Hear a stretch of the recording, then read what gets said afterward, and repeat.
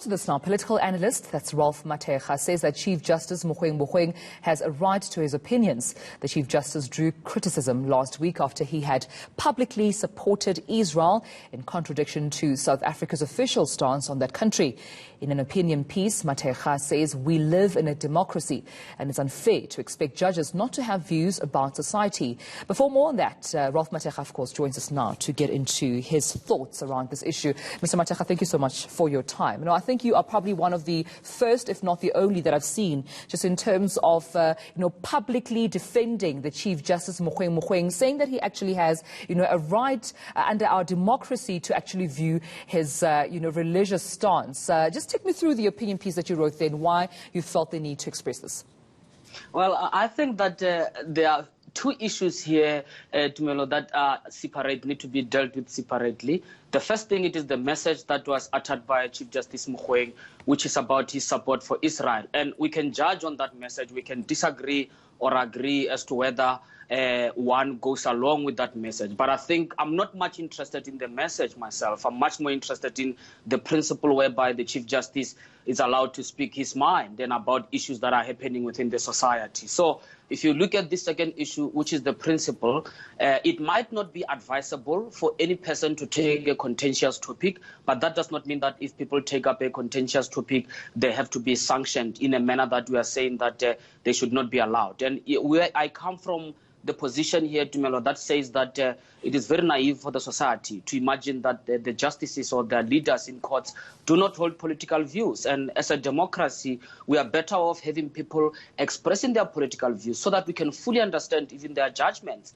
than presuming that political views do not exist and do not even influence the manner in which at times the court actually goes. So we should actually begin to engage openly instead of chastising the Chief Justice. Now, Mr. Mathekga, it's not the first time that the Chief Justice has received such criticism. If you remember that moment in Parliament where he had requested, a moment of meditation, there were so many interest groups that had criticized his decision, saying there seems to be a conflict of interest there where, as the head of the judiciary, he would rather just sort of, include, or rather he includes his religious beliefs, which could cause a bit of a friction because of the position that he holds into society. Do you think it is fair for that criticism to come?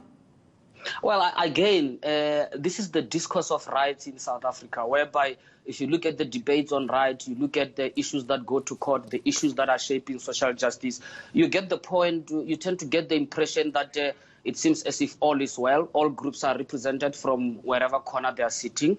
But the reality is that not all groups are having a say. And I myself here, I'm just speaking as a scholar.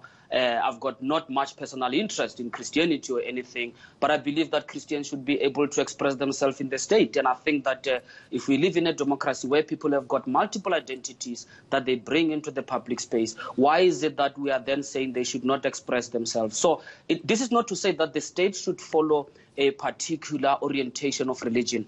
This is only to say that people should be allowed to express themselves when they can. And we are this kind of a diverse society. I don't find anything wrong with that. But I'm worried about the hypocrisy, Tumelo, because usually the Chief Justice has spoken about how apartheid affected how we are dealing with social injustice.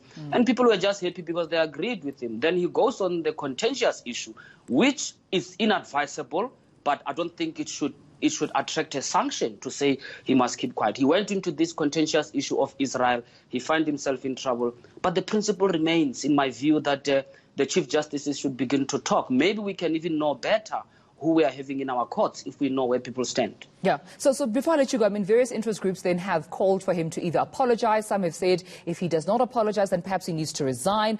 Some have called for him to be called to order. You think this is an exaggeration? Because I suppose, this conversation is important because it would set then precedents, not only for the Chief Justice, but for more heads of judiciaries to follow after him. And this might even set the standard or the bar, in South Africa to know as to whether or not, Chief Justices are indeed allowed to voice and express, their opinions, express their freedom of, religion, or not.